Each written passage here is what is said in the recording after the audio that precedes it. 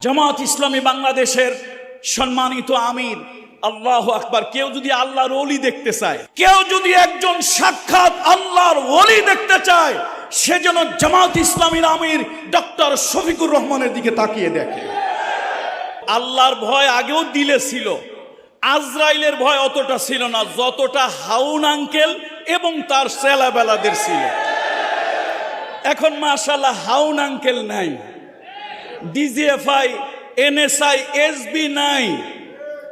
কেউ কেউ অবশ্য মির্জা ফখরুলের বাড়িতে গিয়ে পালাতে চেয়েছিলেন, সেই সকল কাকুরাও এখন আর নাই। নতুন বাংলাদেশে নতুন স্বাধীনতার শুভেচ্ছা জ্ঞাপন করে আমি আমার বক্তব্য শুরু করছি। ওলামায়ে কেরামদের সাথে ভবিষ্যৎ করণীয় বিষয়ে মত বিনিময়ের উদ্দেশ্যে শহীদি কাফেলা সারা বিশ্বের মধ্যে সুশৃঙ্খল সংগঠন এবং ইসলামী আন্দোলনের পুরোধা সংগঠন বাংলাদেশ জামাত ইসলামী ঢাকা মহানগরী উত্তর কর্তৃক আয়োজিত আজকের এই ওলামায়ে কেরামদের মহতী সম্মেলনের সম্মানিত সভাপতি, সম্মানিত প্রধান অতিথি এবং আকাশের নক্ষত্র তুল্য আমার সামনে অডিয়েন্সে বসে আছেন যে সকল সম্মানিত ওলামায়ে কেরাম, আমাদের ওস্তাদ ডক্টর আনামা রশিদ আহমদ। আমরা ইতিপূর্বে এর থেকেও বড় বড় দুটি প্রোগ্রাম শেষ করে আপনাদের তৃতীয় প্রোগ্রামে আসলাম। ওস্তাদ আবেগ আপ্লুত হয়ে বলছিলেন, জনতার উপস্থিতির ঢল দেখে ওস্তাদ আবেগ আপ্লুত হয়ে যাচ্ছিলেন, আমিও আবেগ আপ্লুত হচ্ছিলাম। সত্যি মনে হচ্ছে প্রাণ ভরে যেন নতুন করে নিঃশ্বাস নিতে পারছি। তার কারণ হলো আমাদের আল্লাহর ভয় আগেও দিলে ছিল, আজরাইলের ভয় অতটা ছিল না যতটা হাউন আঙ্কেল এবং তার ছেলেবেলাদের ছিল। এখন মাশাআল্লাহ হাউন আঙ্কেল নাই, ডিজিএফআই, এনএসআই, এসবি নাই। কেউ কেউ অবশ্য মির্জা ফখরুলের বাড়িতে গিয়ে পালাতে চেয়েছিলেন, সেই সকল কাকুরাও এখন আর নাই। আল্লাহ তাআলার কাছে শুকরিয়া আদায় করছি, এ বিজয়কে ধরে রাখতে হবে।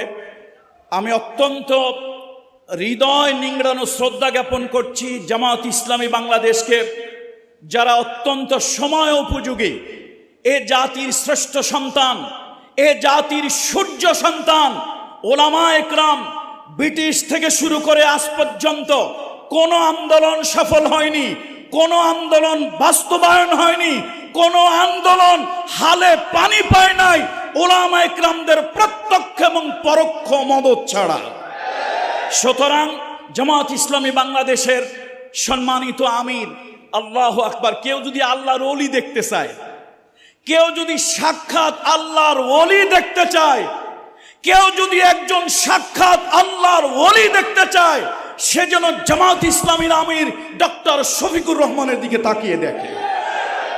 নিঃসন্দেহে একজন মুখলেস মানুষ, আলেমদেরকে হৃদয় থেকে ভালোবাসা, দরদ করা একজন মানুষ।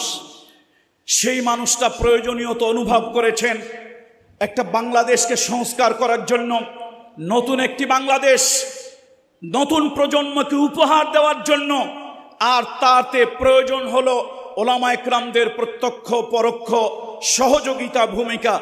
মরহুম শহীদ আল্লামা দেলওয়ার হোসেন সাইদি নব্বরাল্লাহু মারকাদাহু ওয়া জাআলাল জান্নাতা মাসওয়াহু, আল্লাহর ওলি বলেছিলেন, আমার দুটি চোখ, একটি চোখ আলিয়া মাদ্রাসা, একটি চোখ কওমি মাদ্রাসা। আমি আমার কোন চোখটাকে বেশি গুরুত্ব দেব, কোন চোখটাকে বেশি ভালোবাসবো, উভয় চোখই তো আমার।